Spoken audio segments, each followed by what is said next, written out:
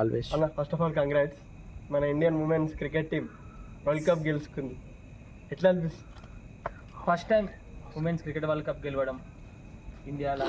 So అసలు last time ఇట్లా semifinals వరకు వచ్చి ఇండియా వెళ్ళిపోయింది నాకౌట్ గేమ్లో. లాస్ట్ టైం అంటే ఇప్పుడు 2021లో. అచ్చా, ఓకే. సో ఇన్ని అసలు ఈసారి గెలుస్తుందా లేదా అని అందరికి డౌట్ ఉండే. స్క్వాడ్ మీద అందరు డౌట్ పడ్డారు స్టార్టింగ్లో లైన్ 3 మ్యాచెస్ ఓడిపోయింది ఇండియా. అయినా సరే సెమీఫైనల్స్ దాకా రావడము, సెమీఫైనల్స్ ఆస్ట్రేలియా తరఫున మస్తు ఆడిరు మన వాళ్ళందరూ. ఆస్ట్రేలియాని ఓడిపోయడం అనేది పెద్ద బిగ్ అచీవ్మెంట్. తర్వాత ఫైనల్స్ రావడం, సౌత్ ఆఫ్రికాని ఓడిపోయడం సూపర్. అసలు లాస్ట్ 10 ఏళ్లలో చూసుకుంటే ఉమెన్స్ క్రికెట్ టీం అసలు ఎంత ఎదిగింది మనం చూస్తుంటే. చాలా మంచి మంచి ప్లేయర్స్ రిటైర్ అయ్యారు. గోస్వామి, మిథాలీ రాజ్ వీళ్ళందరూ రిటైర్ అయినా సరే టీం ఎంత గట్టిగా ఉంది, ఎంత స్ట్రాంగ్ ఉంది అనేది వరల్డ్ కప్తో నిరూపించారు అందరూ. So overall proud to be winners. అంటే ఇప్పుడు యాజ్ అన్ ఇండియన్ అదొక pride. As a cricket fan ఏమనుకుంటారు మీరు? అంటే అంటే ఉమెన్స్ క్రికెట్ అనేది ఎంత దూరం? ఇప్పుడు 2023లో మెన్స్ ఓడిపోయినప్పుడు అంటే అట్లా కాకుండా స్టార్టింగ్లో ఉమెన్స్కి ఎక్కువ టోర్నమెంట్స్ ఉండకపోతుండే.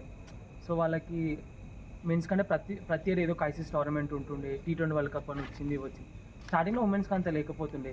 ఈవెన్ మనం చూసినా ఈ వరల్డ్ కప్ అనేది ఉమెన్స్లో నాకు తెలిసి 1970s టైంలో స్టార్ట్ అయింది. ఫస్ట్ వరల్డ్ కప్ ఇండియా ఆడనే లేదు ఉమెన్స్లో. సో తర్వాత ఇట్లా ఏది ఇండియా ఏ కప్పు గెలవకపోయేసరికి అసలు ఇండియన్ ఉమెన్స్ క్రికెట్ టీమ్ని అంత దానికి వాల్యూ ఇవ్వలేరు మన వాళ్ళు. ఇప్పుడు మెన్స్కి ఇచ్చినంత ఇవ్వలేరు. ఉమెన్స్ అయినా కప్పు కొట్టినది ఇండియన్ క్రికెట్ టీమ్కి, ఇండియాకి ఒక అచీవ్మెంట్ లెక్క చూడలేరు అని నాకు అనిపిస్తుంది. నా ఒపీనియన్ ఇది. ఎందుకంటే దానికి ఇప్పుడు మనం ఒక మెన్స్లో ఒక వరల్డ్ కప్ గెలిస్తే వచ్చే హైప్ ఇండియాలో ఉమెన్స్ దాంట్లో రాదు. ఈవెన్ సేమ్ ఇద్దరికి గెలిచింది ఇండియాకే కదా, ఇద్దరు గెలిచింది కంట్రీకి. సో అంత రాకుండే. బట్ ఇప్పుడు అలా లేదు. ఇప్పుడు అందరూ ఈక్వల్గా చూస్తున్నారు. ఉమెన్స్ క్రికెట్ టీమ్ గిట అందరు చూస్తున్నారు. అది చాలా అచీవ్మెంట్ అది వాళ్ళ గిట. ఒకప్పుడు వ్యూవర్షిప్ ఎంత ఉంటుండే ఉమెన్స్ది, ఇప్పుడు ఎంత ఉంది వాళ్ళ గిట. ఏమంటే ఐపీఎల్ లేక వాళ్ళకి WPL అని ఒక ప్రీమియర్ లీగ్ ఉంది. సో ఇవన్నీ చూస్తుంటే ఉమెన్స్ క్రికెట్ చూస్తుర్రు, దాన్ని ఆదరిస్తుర్రు. సో ఈ అన్ని మధ్యలో వరల్డ్ కప్ విన్ అనేది కరెక్ట్ టైంలో పడ్డది మనకు, పర్ఫెక్ట్ టైంలో. ఇప్పటి నుంచి ఇంకా ఉమెన్స్ క్రికెట్ టీమ్ అనేది ఇంకా ఎక్కువ ఎదుగుతుంది.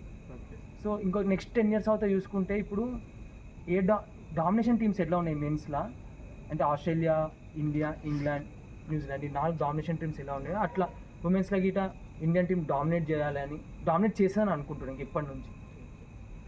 అయితే అన్న ఇప్పుడు నా గురించే చెప్తాను నేను ఫ్రాంక్గా. నేను ఇప్పటిదాకా ఉమెన్స్ క్రికెట్లో ఒక్క ఓవర్ కూడా మొత్తం చూడలేదు. ఓకే. ఈ వరల్డ్ కప్ కూడా సెమీఫైనల్ గెలిచి ఫైనల్కి వస్తున్న న్యూస్ నుండి స్టార్ట్ అయింది నా చూడడం. అప్పటి నుండి ఫాలో అవుతున్నా. అది కూడా ఇప్పటికి కూడా నేను స్కోర్ చూస్తున్నా. నేను చాలా బాధతోనే చెప్తున్నా. నాకు కూడా చాలా ఇట్లా సపోర్ట్ చేయాలని ఉంది. నాలా చాలా మంది ఉండొచ్చు కూడా. అయితే అలాంటి వాళ్ళకి మీరు ఏం చెప్పాలనుకుంటారు? ఇప్పటిదాకా ఉమెన్స్ క్రికెట్ ఫాలో కానోళ్ళు ఈ వరల్డ్ కప్ విన్ దీనికన్నా ముందైనా దీని తర్వాత అయినా వాళ్ళు ఎలా చూడొచ్చు? World cup trophy okay super, everyone are happy, I'm also happy, you're also happy. కానీ this progress should not die down after a few days. So next improve కావడానికి ఏం చేయాలి? What can we as the audience can do? Okay, that I'll ask you later. But what can the BCCI do? How can it help women's cricket? ఇదే ఇక్కడ local tournaments must important. వాళ్ళకి push చేయడానికే రెగ్యులర్గా వాళ్ళకి local tournaments పెట్టడం. అంటే ఇప్పుడు మనం చూసినాం WPL ఒక ప్రీమియర్ లీగ్ వచ్చింది. అలానే ఈవెన్ వేరే కంట్రీస్లో గిట్ట ప్రీమియర్ లీగ్ స్టార్ట్ అయింది. Okay. Women's big bash premier league ఉంది ఆస్ట్రేలియాలో. సో అక్కడ గిట్ట వీళ్ళని మనం పర్మిషన్ ఇస్తే వాళ్ళకి ఎక్కువ ఎక్స్పోజర్ దొరుకుతుంది వేరే కండిషన్, వేరే పిక్చర్స్ మీద. అక్కడ ఈవెన్ ఇక్కడ ప్రెజర్ సిచ్యువేషన్స్ ఎట్లా ఆడాలి, ఇంకా అక్కడ వాళ్ళ క్లైమేటిక్ కండిషన్స్ అది గిట్ట మస్తు ఇంపాక్ట్ చేస్తుంది వాళ్ళ ప్లేయర్స్కి. వాళ్ళు దానికి జల్దీ అలా అయితే యాజ్ బాయ్స్ మనకి ఒక క్రికెటర్ కావాలని ఫస్ట్ కోరిక పుడుతుంది కదా. గల్లీ క్రికెట్ ఆడేటప్పుడు చిన్నప్పుడు ఇట్లా ఒక మ్యాచ్లో మంచిగా ఆడతాం, మంచి బౌలింగ్ చేస్తాం సాలింగా. మనకి ఆ సిచ్యువేషన్ లేదా ఆ మూమెంట్ గర్ల్స్కి రాదని నాకు అనిపిస్తుంది. దీనికి రీజన్స్ ఏంది, ఏం చేయొచ్చు అంటే అదే ఇప్పుడు వాళ్ళకి ఎందుకు అట్లా అనిపించేది అంటే ఇప్పుడు మనం గ్రౌండ్లో చూస్తుంటాం ఎంతమంది బాయ్స్ ఉంటారు, ఎంతమంది గర్ల్స్ ఉంటారు గ్రౌండ్లో క్రికెట్ ఆడేటప్పుడు? అసలు గర్ల్స్ ఎవరు కనిపించరు, ఎందుకంటే వాళ్ళు వచ్చి ఫిజికల్ వాళ్ళు గేమ్ ఆడేది తక్కువ, వాళ్ళకి ఎన్నో రిస్ట్రిక్షన్స్ ఉంటాయి. ఈవెన్ చాలా మందికి ఆడాలని ఉంటుంది, బయటికి రావాలి మేము స్పోర్ట్స్ లేదు కాదని, కానీ వాళ్ళకి ఏ ఒక రిస్ట్రిక్షన్స్ పెడతారు, డిస్కరేజ్ చేస్తారు పేరెంట్స్ నుంచి. అలా కాకుండా ఇప్పుడు బాయ్స్కి వెళ్ళాలంటే వాళ్ళు వచ్చి ఫిజికల్గా గేమ్ ఆడతారు, సో వాళ్ళు గేమ్ని వాళ్ళు ఎంజాయ్ చేస్తారు. వాళ్ళు గర్ల్స్ కాదు ఉండదు, కేవలం టీవీలో చూస్తుండొచ్చు, ఇట్లా చేస్తుండొచ్చు. తక్కువ మందికి వెళ్ళి గ్రౌండ్కి ఆడే రిస్ట్రిక్షన్ లేకుండా ఉండడం. సో అవన్నీ తీసేయాలి, డిస్కరేజ్ చేయొద్దు. ఫస్ట్ డిస్కరేజ్ చేయకుండా మీరే వెళ్ళి గ్రౌండ్లో గేమ్ ఆడండి, స్పోర్ట్స్లో ఎంకరేజ్ చేస్తే వాళ్ళకి అప్పుడు మంచిగా పర్ఫార్మెన్స్ చేస్తారు. అప్పుడు వాళ్ళకి అది వస్తుంది, అరే మనం దీంట్లో ఉన్నాం, మనకి దీంట్లో టాలెంట్ ఉంది, సో మనం గిట్టి తాగుదామని అప్పుడు వాళ్ళకి అప్పటి నుంచి పుష్ అందుతుంది. సో వాళ్ళకి అక్కడనే మనం ఫస్ట్ లెవెల్లోనే వాళ్ళకి డిస్కరేజ్ చేసి ఫస్ట్ లెవెల్ ఆపేస్తున్నాం మనం వాళ్ళని పోనీ. సో అందుకు వాళ్ళకి తక్కువ అనిపిస్తుంది. అందుకే బాయ్స్ ఎక్కువ క్రికెట్ రావాలని అని అనుకుంటారు, ఎందుకు ఎక్కువ వాళ్ళకి పుష్ ఉంది కాబట్టి. ఇంకొకటి ఇప్పుడు అంటుండే నాకు కూడా అనిపిస్తుంది, ఇప్పుడు మన క్లాస్లో ప్రవీణ్ అన్న ఒక సందర్భంలో అంటుండే ఇట్లా వాళ్ళ కూతుర్ని కూడా క్రికెట్ కోచింగ్ పంపిస్తున్నా అని. అప్పుడు నాకు అనిపించింది, అంటే ఇట్లనే ఎగ్జాంపుల్ ప్రతి తండ్రి ఇట్లా పంపిస్తే ఎంకరేజ్ చేస్తే అది ఎంత చేంజ్ తీసుకురావచ్చు.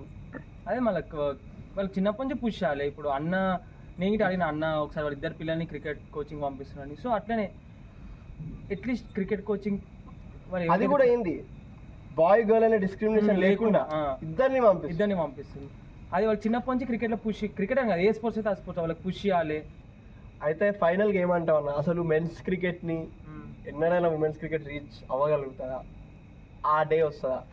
సేమ్ మళ్ళీ అదే క్వశ్చన్, ఇంత డిస్కషన్ అయిపోయినాక అదే క్వశ్చన్ ఎందుకు మళ్ళీ? ఇప్పుడు ఉమెన్స్ క్రికెటా మెన్స్ క్రికెటా అనేది అసలు డిబేట్ అది కాదు. Cricket is a cricket. ఇప్పుడు దంగలో ఒక డైలాగ్ ఉంటుంది, గోల్డ్ ఈజ్ ఏ గోల్డ్, చోరాలా అయితే క్యా చోరీలా అయితే క్యా అని ఒక డైలాగ్ ఉంటుంది. అంటే అదే ఈవెన్ ఒలింపిక్స్లో చూసినా గోల్డ్ మెడల్ వచ్చిందా లేదా చూసాం, కానీ అది గర్ల్స్ కేటగిరా బాయ్స్ కేటగిరా చూడం. ఇక్కడైతే అంతే, game is game, world cup is world cup, అంతే అట్లానే చూడాలి. కానీ అది బాయ్స్ తెచ్చిరా మెన్స్ తెచ్చిరా వాళ్ళిద్దరు గేమ్ ఒకటే దగ్గర రీచ్ అవుతుంది అనేది డిబేట్ అనవసరం. గేమ్ ఇంప్రూవ్ చేసుకుంటూ పోవాలి. మనకు వరల్డ్ కప్ వచ్చిందా లేదా రెండు ఉమెన్స్ నుంచి బాయ్స్ సైడ్ నుంచి, ఉమెన్స్ నుంచి మెన్స్ నుంచి రెండు సైడ్ నుంచి ఇట మనకి కంట్రీకి కంట్రిబ్యూషన్ ఉండాలి అని అనుకోవాలి, అంతే తప్ప దాన్ని మనం డిఫరెన్స్ చూపించి డిబేట్ చేయడం అనవసరం. ఫైనల్ నేను చెప్పాలనుకుంది ఏంటంటే స్పోర్ట్స్ ఈజ్ నాట్ అబౌట్ మస్కులినిటీ, మళ్ళీ ఇట్స్ అబౌట్ అథ్లెటిసిజం.